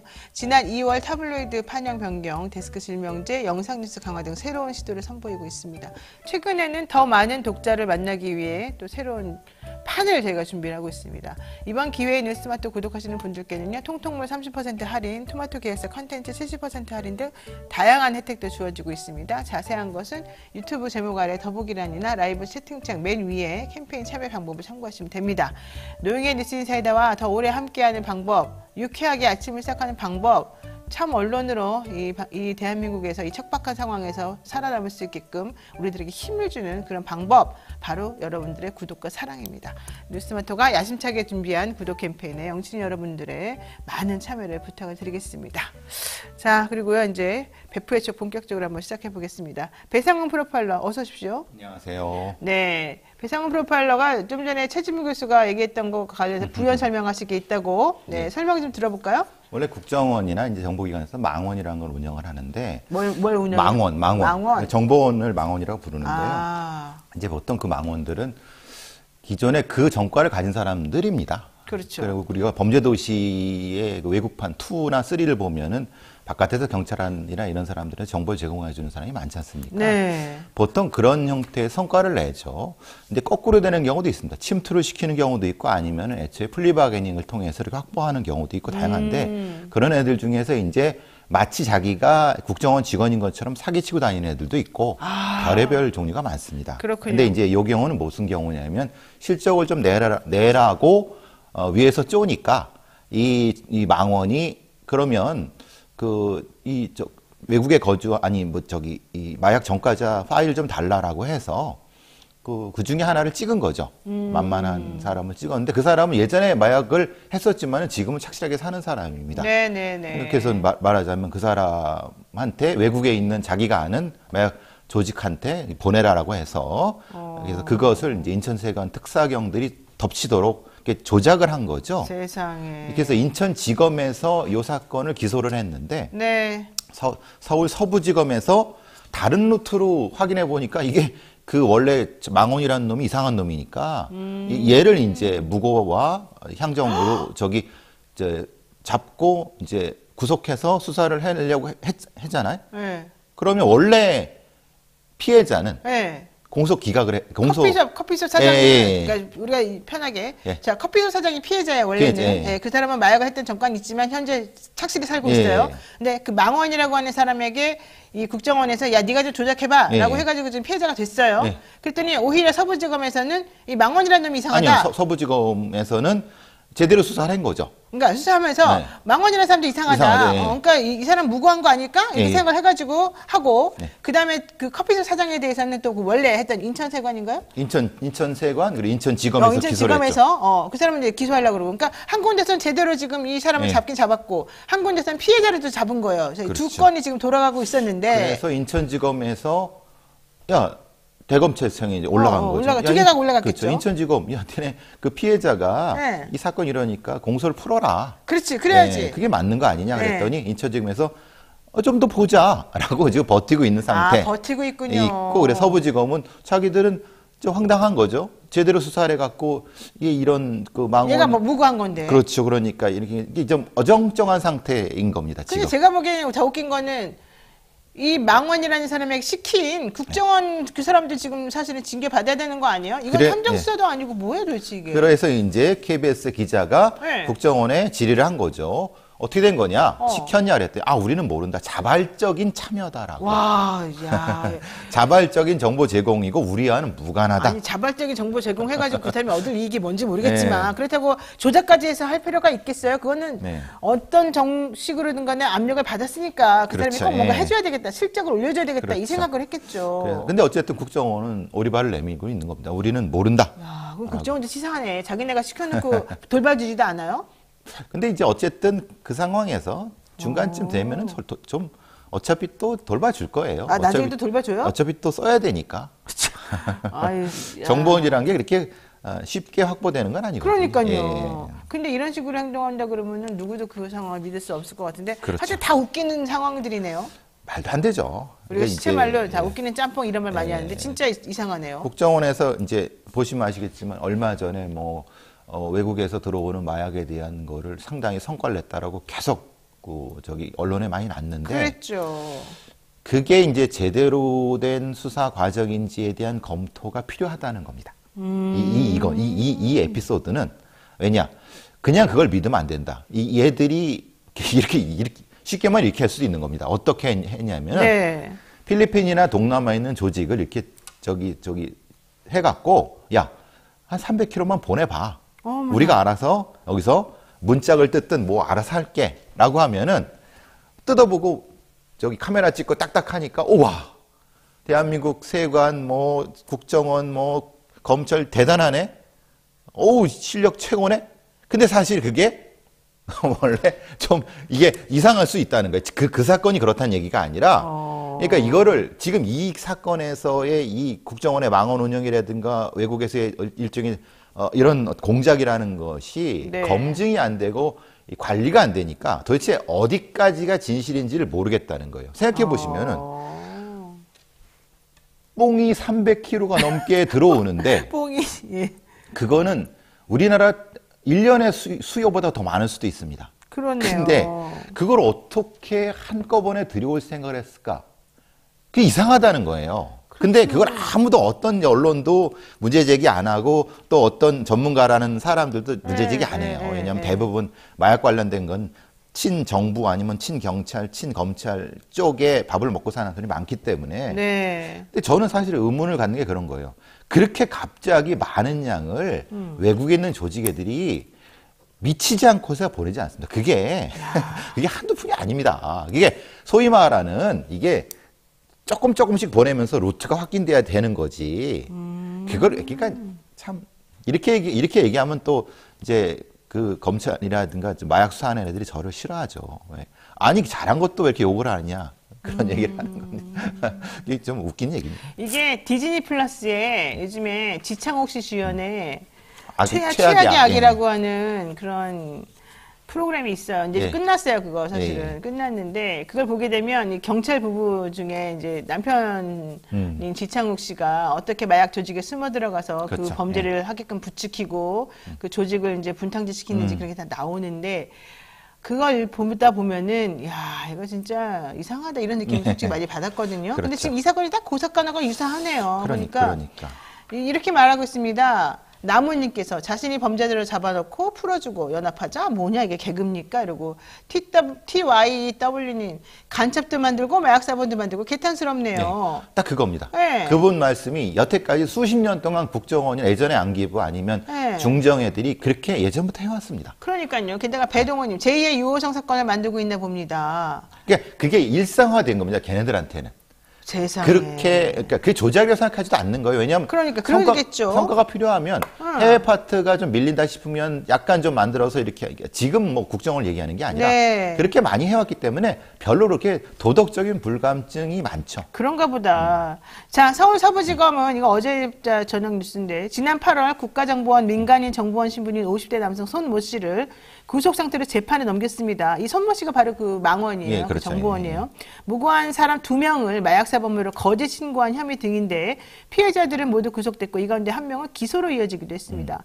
앞서 지난 4월에서 6월쯤 손 씨는 마약 밀수 첩보가 있다면서 인천세관과 서울 용산경찰서에 관련 내용을 제보를 했었는데요. 그래서 7월 달에 이 40대 남성 A씨가 체포가 된 상황이었고 그런데 문제는 손 씨가 누군가와 짜고 필리핀에서 국제우편으로 발송된 필로폰이 배달되자마자 이 상황을 딱 정보기관에 주고 급습하게끔 만들었던 그런 상황이었다는 겁니다. 자, 어쨌든 한번 좀 찾아서 읽어보시고 이게 바로 대한민국 수사의 현 방식이라면 정말 실망스럽고 너무너무 부끄럽고 어이상실입니다. 있을 수 없는 일인 것 같습니다. 김생 영감님께서 또 다시 후원해 주셨는데 감사드리고 현실적으로 저는 이런 보도를 더 이상 안 들었으면 좋겠다 이런 생각 해봅니다. 수사기관에 대한 엄정한 관리가 필요합니다. 정말 이게 그냥 실적을 위해서는 별별 걸 다 하는군요. 그것도 그러면 안 되는 거죠. 외국에서 하는 거니까 관리가 안 돼요. 외국에서 하니까. 우리나라는 그래도 제보라도 하잖아요. 그렇죠. 외국에서 하는 거니까 뭔지 모르는 겁니다. 야, 너무 끔찍한데 네. 아무도 못 믿겠어요. 사실 누굴 믿겠습니까, 이런 상황이면. 자, 또 못 믿을 만한 사람들에 대한 얘기를 한번 해보겠습니다. 12구 참사 1주기가 돌아왔는데 올해 10월 29일 경찰 인력이 수천 명 투입돼서 시민들이 안전하게 행사를 마무리할 수 있었다. 뭐 이런 얘기 나왔지 않습니까? 진짜 그렇습니까? 글쎄요.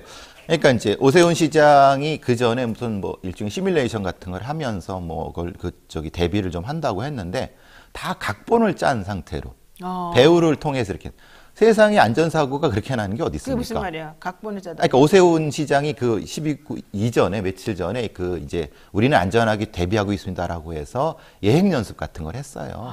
시장님 모시고. 그래요? 예. 근데 이제 그래서 비판하는 게 그겁니다. 아니 그렇게 각본 짜고 하면은 뭘 못하느냐. 그렇지. 실제로 시장 외국 같은 경우 이런 거에는 시장이 모르고 모르는 돌발 상황을 넣어줘 갖고 대응할 수 있게끔 실전적으로 해야지. 그렇지. 그래서 너무 보여주기가 아니냐라고 하는 것도 있어 갖고 그러니까 지금 이제 안전관리라고 하는 게 너무 보여주기식이다.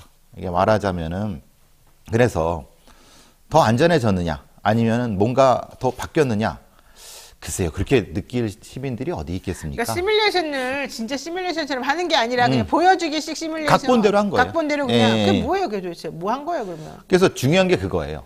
왜 그랬느냐라고 따져보면은 지금 이태원 참사의 그 유가족들이라든가 아니면 희생자들 다친 분들이 당시에 왜 앰뷸런스가 순서대로 안 가고 아니 어떻게 이런 부분들 경찰이 투입되는 과정이나 이런 부분들에 대한 명확한 재검토를 안 하고 안전관리 대책을 하니까 네. 얘들이 모르는 거예요. 그러니까 급박한 돌발 사고에 어떻게 하는지를 모르는 거예요. 그래요. 그래서 이제 그러니까 각본대로 할 수밖에 없죠. 왜냐하면 거기 훈련이 안 됐으니까 그렇게 했다간 큰 사고 나죠. 그렇죠. 진짜 오세훈 앞에서 큰 사고 나면 오세훈이 오히려 더. 예. 그러니까 그런 보여주기식의 어떤 시뮬레이션 대응은 하면 안 됩니다. 오히려 엉뚱한 상황만 반복할 수 있는 거예요. 갑작스럽게 예기치 못했던 사고가 발생할 수 있다. 오히려 그렇게 하면. 그렇죠. 예.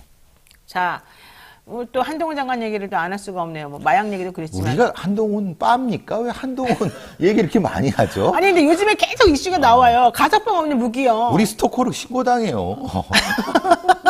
그래도 우리 또 장관님의 정책에 대해서 설명해 주는 거니까. 저 존경합니다. 한동훈 장관. 예. 누구를 존경한다고요? 한동훈 장관 존경합니다. 한 장관님하고 통화해 본 적 있어요? 아니요. 연락 온 적 있어요? 없어요. 예. 근데 존경하는 거 맞아요? 뭐 그냥 그렇게. 어쨌든 저는 존경합니다.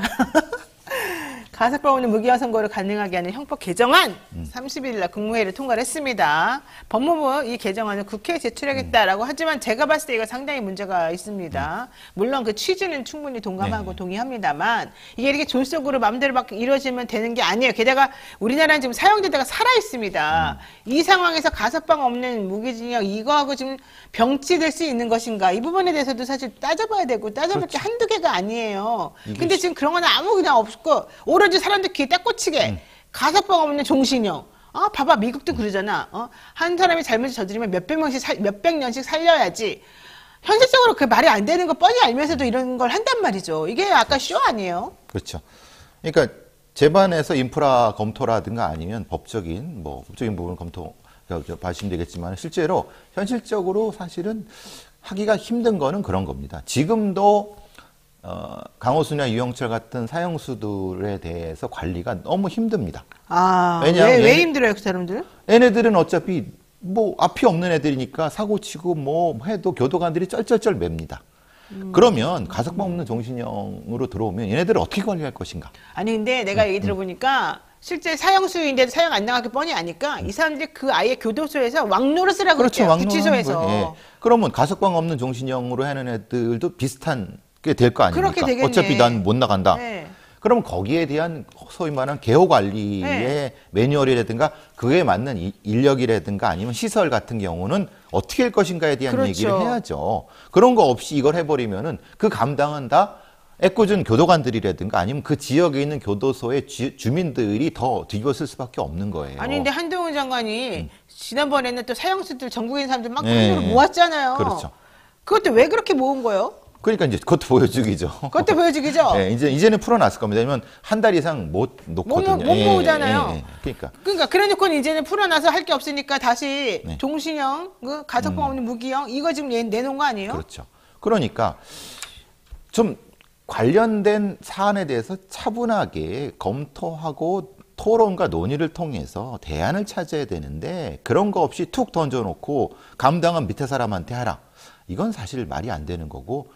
그럼 특히 이제 그럼 가석방 없는 종신형이라는 걸 딱 봤을 때 그럼 가석방 제도라는 것에 대한 것을 한번 검토해 보자. 가석방이 왜 이렇게 문제는 이런 거잖아요. 지금 이제 여러 분들이 문제 제기하는 건 가석방이 너무 쉽게 된다는 그렇죠. 거잖아요. 그러니까 예. 무기수도 20년 지난 다음에 가석방을 하게 되는데 사실은 이 사람은 가석방 돼서 보니까 바로 또 다른 살인을 해버려. 그러면 그 가석방을 결정한 사람들 아니면 그 사람들의 회의록 아니면 그 결정 근거 이런 것들을 면밀히 분석해서 가석방이 잘 안 되게 하면 되는 거다. 그것도 대안이 될 수 있다는 거예요. 그러니까 네. 그런 다양한 형태의 토론이 있는 다음에 이런 부분이 돼야 되는데 그렇죠. 그냥 어떤 특정한 걸 던져놓고 우린 몰라. 이건 안 된다는 겁니다.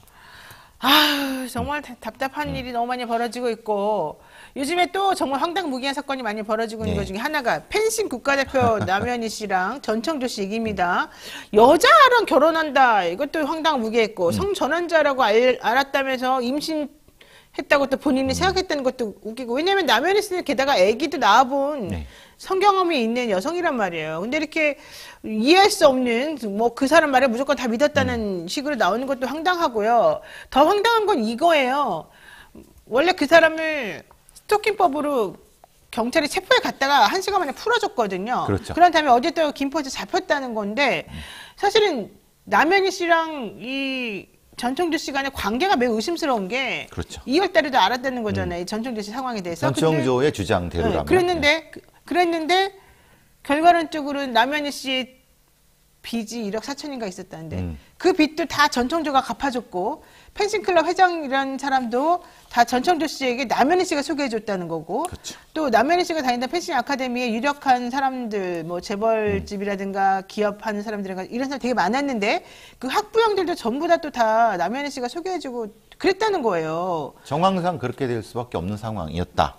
그러면 남현희 씨가 순수한 피해자입니까? 그러니까 그래서 이제 법률가들이라든가 아니면 관련된 분들은 그거를 남현희 씨가 해명을 해야 된다. 네, 분명한 건 그걸 해야 돼. 그러니까 말하자면 나는 무조건 다 피해자고 그러니까 나를 공격하는 사람 다 고소할 거야. 지금 이 포지션이 있잖아요. 남현희 씨가.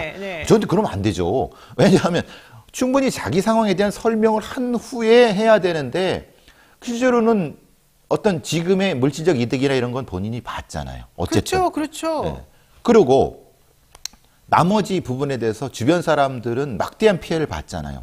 거기에 대한 도덕적인 책임 아니면 어떤 민사적인 책임 아니면 여러 가지 책임들에 대한 걸 얘기를 하고 이 얘기를 해야 되는데 자기는 다 무고하고 죄가 없고 나는 바보라서 당했다 이렇게 얘기하면 이거는 말이 안 된단 말이죠. 아닌 거죠. 물론 기본적으로 전청조가 사기꾼인 건 맞는 거예요. 그러니까 그건 전제하고 여기에 들어가 있는 남현희 씨의 어떤 뭐라고 하나 가담은 뭐 그런데 어떤 관여 정도는 분명히 우리가 명백하게 따져봐야 된다고 봅니다. 아니 그래서 이 펜싱 클럽 회장인가를 만나게 한 게 남현희 씨인데 그 20억을 투자하겠다고 그랬대요. 그렇죠. 전청조 씨가 그러면서 이제 차기 회장 자리를 나에게 주시오 뭐 이런 얘기까지 했다고 그러는데 만약에 2월 달부터 이 전청조 씨가 파라다이스 혼외자가 아니라는 걸 알았다면 남현희 씨는 그러면은 그 경제 사정이나 이런 전청조 씨의 이 황당무계한 사기 행각을 알면서도 거기에 동조했다는 것밖에 안 되거든요. 그렇죠. 그 부분이. 그래서 사실은 좀 계속 의아하다. 네, 의아해요, 진짜로. 의아하다. 그리고 이제 아까부터 말씀하신 것처럼 어떻게 성관계를 몰랐겠느냐. 예를 들면은 실제로 이제 전청조라는 사람이 트랜스젠더들이 성관계 하는 거를 묻고 다니고 그걸 유심히 봤다라고 해서 그러니까 그러면 그렇게 남현희 씨한테 성관계를 이렇게 했을 가능성이 높다라고 하는데 그러면 남현희 씨가 그거를 몰랐으면 이상한 거고 진짜 바보고 알았다고 하면 이거는 이거는 본인이 인지하고 있는 거니까 이 부분에 대한 명확한 해명이 필요하다는 맞습니다. 겁니다. 지금까지 나와 있는 정황을 살펴보게 되면 남현희 씨는 재혼 상대였던 전청조 씨에게 완전히 속았고 또 전 씨로부터 본인이 성전환 수술 받았다는 말을 듣고 존중했다는 얘기였는데 이에 대해서 전청조 씨는 아니다. 남현희가 지난 2월에 내가 재벌 3세 사칭하고 있는 사실 이미 알고 있었고 성전환 수술도 남현희가 먼저 권유했다. 나는 그 사람 말 때문에 가슴 뭐 절개 수술도 했다. 뭐 이런 얘기 하면서 난리가 났었어요. 자, 게다가 펜싱 아카데미에서 남현희 씨가 그 운영했던 그 펜싱 아카데미에서 성폭력 사건도 있었잖아요. 그렇죠. 근데 이게 또 전청조 사건하고 뭐 연관됐다 이런 얘기하는 사람도 있더라고요. 그러니까 말하자면은 그때 있던 그 성폭력의 가해자였던 사람이 극단적 선택을 했는데 피해 학생들이 있지 않습니까? 그 과정에서 그것을 무마하는데 전청조가 어느 정도까지 관여를 했다. 네. 그런데 그러면 그거를 적극적으로 해결을 해야 되는 게 남인 씨 아니겠네요. 자기가 대표니까. 네. 근데 그거를 전청조란 사람한테 떠넘긴 것이 아니냐. 그러면은 이거는 다 자기가 해결할 거를 왜 전청조가 해결하게끔 하느냐. 이 부분이었다는 거죠. 그러니까 그래서 거기에 있는 학부모들이라든가 그 피해자 가족들이 이런 분들은 네. 거 봐라. 이것만 봐도 둘이 뭔가 있다라고 주장하시는 거고 그렇게 그렇게 얘기하시는 거죠. 예. 아니 그러니까 좀 약간 사기를 아무리 당할 수밖에 없는 상황이라 하더라도 이해가 안 가는 거는 혼자서 1인 사역을 했다는 거예요. 전청조 씨가. 근데 아무리 목소리를 바꿔도 1인 사역이 그게 되는지. 게다가 뭐 미국에서 살다 온 재벌이라면서 영어는 맨날 나보다도 못하더라고요. 막 쉬운 영단, 뭐 IM 어쩌고저쩌고, 뭐 넥스트 타임 이딴 거 나오고 이제 문법도 하나도 안 맞고. 그렇죠. 근데 그런 게 사실은 좀 상식으로 안 맞아요. 그러니까 이제 뭐 가스라이팅이 됐을 수 있다는 생각도 쉽게 될 거지 않은데. 하긴 되지만 문제는 아마 어느 정도까지는 가스라이팅 했다고 쳐도 뒷부분에 있어서는 사실은 네. 이거는 좀 분명히 남명희 씨가 설명을 해야 되는 그렇죠. 부분이라고 봐요. 예. 네, 시간 다 돼서 하나만 여쭙겠습니다. 지금 이성균 씨 마약 투약 사건이 사실 상당히 중요한 이슈가 되고 있는데 이 중에 가수 지드래곤을 둘러싼 여러 가지 상황 변화가 좀 의심스럽습니다. 왜냐하면 경찰이나 이 수사기관에서는 가수 지드래곤도 같이 마약을 투약한 혐의가 있다면서 처음에 이제 언론에 발표를 했지 않습니까? 근데 지드래곤 측에서 하루 이틀인가 있다가 아니라고 이제 그때부터 부인을 강력하게 하기 시작했는데 그 타이밍이 하필이면 엄청난 정관 변호사를 선임한 타이밍인 것 같아요. 그리고 결과가 나왔죠. 그리고 난 다음에 결과가 나왔어요.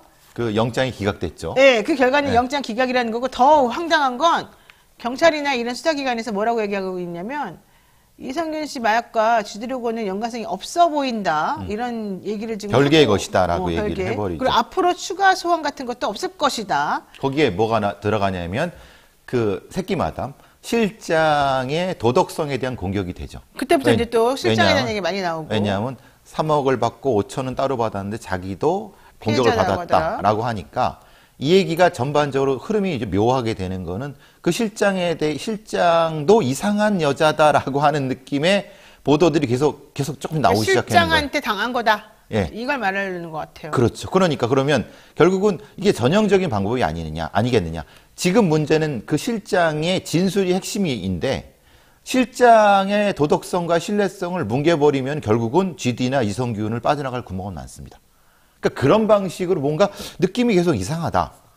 이렇게 된다는 거예요. 결국은 통신영장이 기각되면은 아무리 GD에 양분이 나온다 하더라도 특정이 안 되잖아요. 그러니까요. 시기가. 네. 그러면 이게 재판이 진짜 지리하게 반복될 수 있거나 아니면은 판사도 이상하게 생각할 수 있거든요. 그렇죠. 의심스러우면 피고의 이익이니까. 그렇죠. 그러면 이게 무죄가 될 수 있다. 아니면 좀 약해질 수 있다. 이성균도 마찬가지예요. 처음에는 진술하겠다고 출두해 놓고 나서 진술을 안 하고. 그러니까 경찰이 황당했다는 거예요. 간이 검사에서는 또 음성 나오고. 그러니까 못 받겠다고 하고 다시 부르겠다고 하니까 경찰이 빡쳐갖고 빡쳐갖고라는 긴급- 말은 잘못됐습니다. 화나가지고. 화나갖고 네. 죄송합니다. 네. 네. 제가 요즘 여기 이 자리만 보면은 좀 제가 바뀌는 것 같아요. 제가 좀 네, 노영이화 되는 것 유발자. 같아요. 노영이화 아니 최진봉화 되는 것 같아요.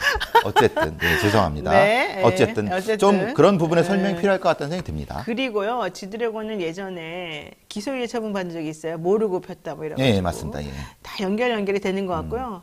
쥐드래곤이 선임한 변호사가 수임료가 20억이라는 소문도 있습니다. 물론 쥐드래곤 측에서는 부인했습니다. 자, 이런 거 저런 거 다 생각해 본다면 오늘 그 마약 수사 관련해서 망원이라고 하는 존재를 이용해서 국정원이 어떻게 수사하는지, 세관이나 검찰이나 이런 쪽에서 또 어떻게 각각 수사하는지 지금 다 그림이 보여주고 있습니다.